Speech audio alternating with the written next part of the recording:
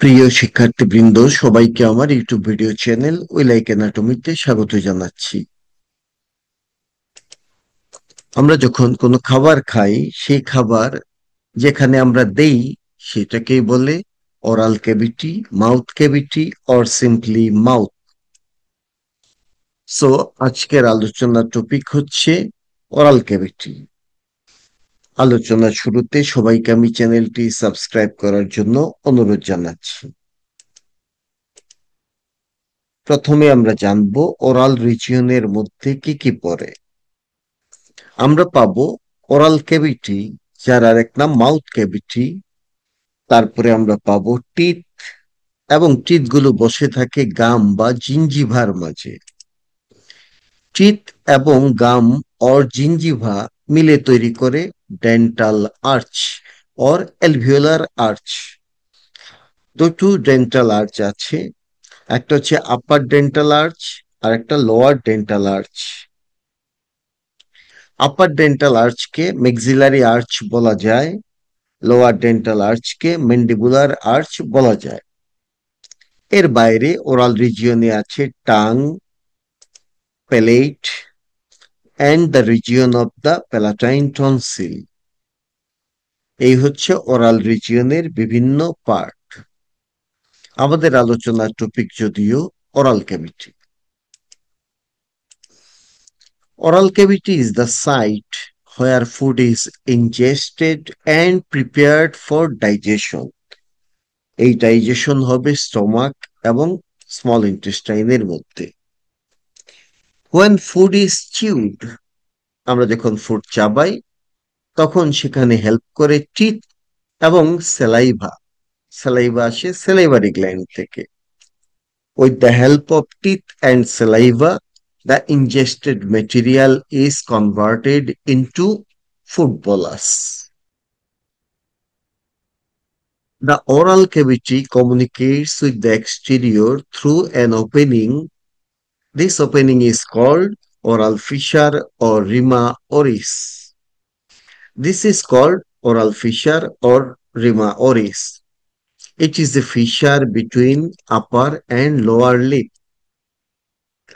The size of the fissure is controlled by various muscles.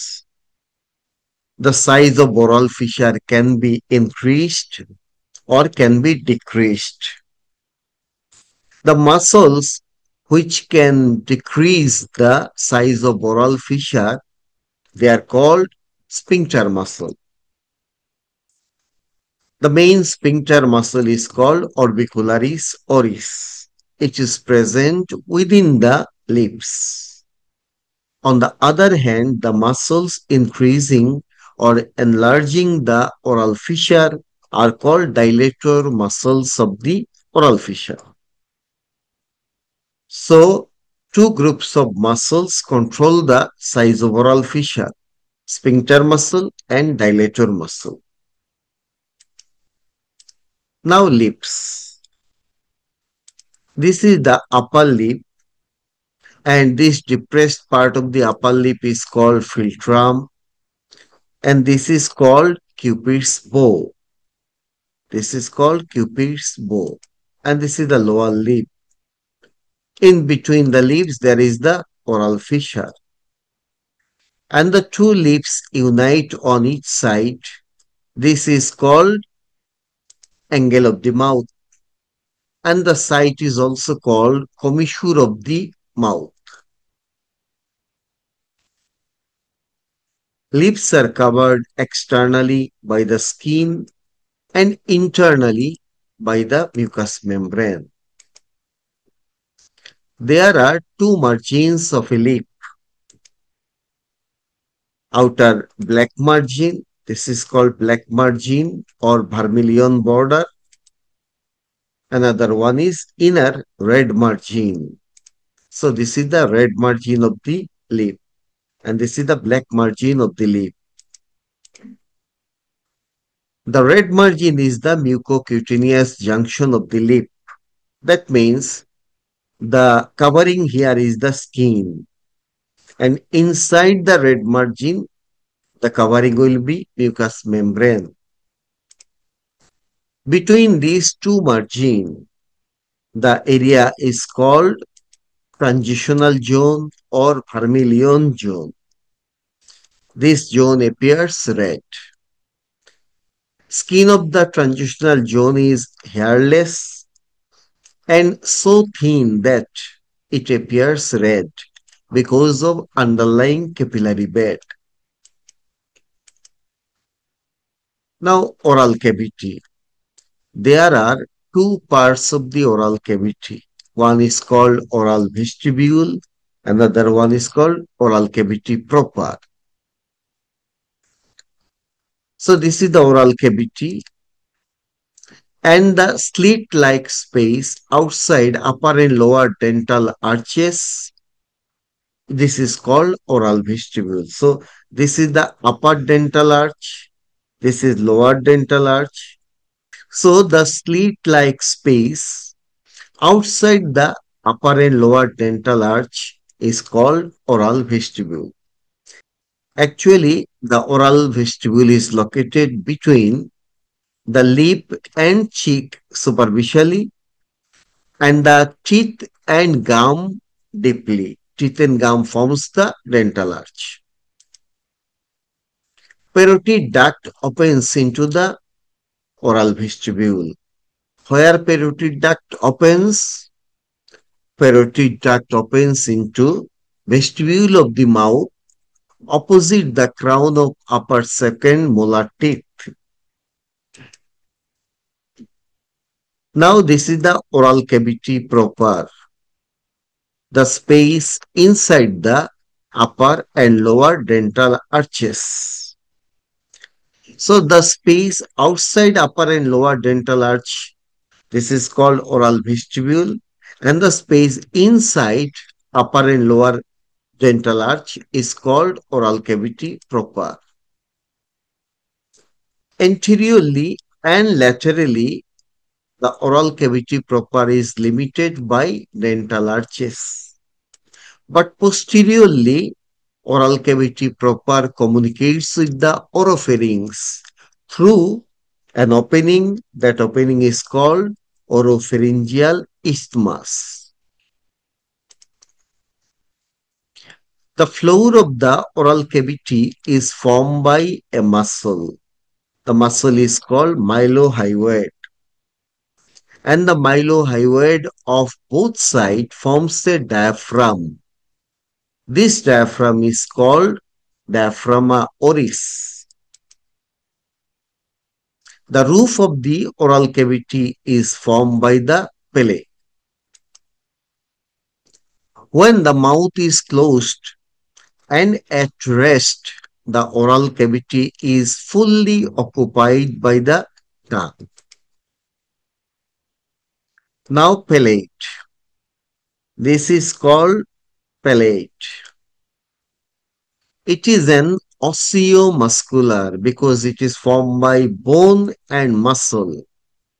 So it is an osteomuscular partition between nasal cavity and nasopharynx above, oral cavity and oropharynx below. The palate is covered by mucous membrane on both sides. The palate forms roof of the oral cavity and oropharynx and floor of the nasal cavity and nasopharynx. Palate has two parts.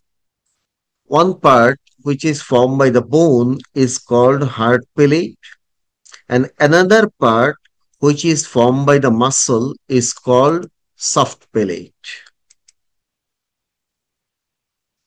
So here, this is the hard palate. Hard palate is the anterior two-thirds of the palate. Hard palate is hard because it is formed by the bones. Now, formation of the hard palate. Anterior two-thirds of the hard palate is formed by palatine process of maxilla. Between them, there is a suture. This is called intermaxillary suture. Posterior one-third of the heart palate is formed by horizontal plate of the palatine bones. Here the suture is called interpalatine suture. Again, palatine process of maxilla and horizontal plate of palatine bone forms another suture. This is called palato-maxillary suture. So we can see this is called intermaxillary suture. This is interpalatine suture. This is palato-maxillary suture. Together they forms the cruciform or cruciate suture. It is plain variety of the suture. That means all of them are plain suture. Heart palate is covered on each side by the mucous membrane. Mucous membrane has two layers. One is lining epithelium, another one is underlying lamina propria. The lining epithelium of upper surface, which forms the floor of the nasal cavity, the lining here is the pseudostratified ciliated columnar epithelium. That means respiratory epithelium. But the lining epithelium of undersurface, here it forms the roof of the oral cavity. That means the lining will be oral epithelium. Oral epithelium means non-keratinized stratified squamous epithelium. Now, nerve supply of the heart palate. Palate will be supplied by palatine nerve. Very simple. Heart palate is the big palate in comparison to the soft palate. So heart palate will be supplied by greater palatine nerve. We can see here this is the greater palatine nerve. It supplies most of the heart palate. But anterior part of the heart palate is supplied by another nerve. It is called nasopalatine nerve. However, it is another palatine nerve. So heart palate is supplied by greater palatine nerve and nasopalatine nerve. Both are branches of the maxillary division of trigeminal nerve. And heart palate is formed by bone covered with mucous membranes. So its nerve supply is definitely sensory. Now, soft palate. Soft palate is the movable posterior third of the palate. Anterior two-third is the hard palate, which is fixed. Posterior one-third is soft palate. It is movable. It is soft because muscles and soft tissues form it. It is formed by muscles and soft tissue. That's why it is soft. And the soft palate suspend from the posterior border of hard palate. And it extends posterior-inferiorly as a curved free margin. This is the curved free margin from which hangs a conical process. This conical process is called uvula. Laterally, soft palate is continuous with tongue and walls of the pharynx. Soft palate is connected to the tongue by palatoglossal arch. This is the palatoglossal arch, which contains palatoglossus muscle inside. And soft palate is connected to the pharynx by another arch. It is called palatopharyngeal arch. This arch contains another muscle. This is called palatopharyngeus muscle. Palatoglossal arch of right side and palatoglossal arch of left side. And inferiorly, this is the dorsum of the tongue. There, an opening is visible. This opening is called oropharyngeal isthmus, through which oral cavity proper communicates with the oropharynx. The space between palatoglossal arch and palatopharyngeal arch is called tonsillar sinus or tonsillar fossa or fauces. This fossa is triangular in shape. It is bounded anteriorly by palatoglossal arch, posteriorly by palatopharyngeal arch, inferiorly by dorsamo-posterior one-third of the tongue, and the apex is located at soft palate. Palatine tonsil lies in this tonsillar fossa or tonsillar sinus. Now, structure of the soft palate. Soft palate is formed by five muscles on each side. The muscles are levator veli palatini, tensor veli palatini, palatoglossus, palatopharyngeus, and musculus uvuli. So five muscles on each side. Total 10 muscles forms the soft palate. Now the supply of the soft palate. Soft palate contains muscle. Muscles need motor supply, and soft palate is covered on each side by the mucous membrane. That's why it also needs sensory supply. The motor supply of the soft palate. Actually, all the muscles except tensor veli palatini are supplied by vago-accessory complex. Vago-accessory complex means vagus nerve and cranial accessory nerve. But tensor veli palatini is supplied by mandibular division of trigeminal nerve.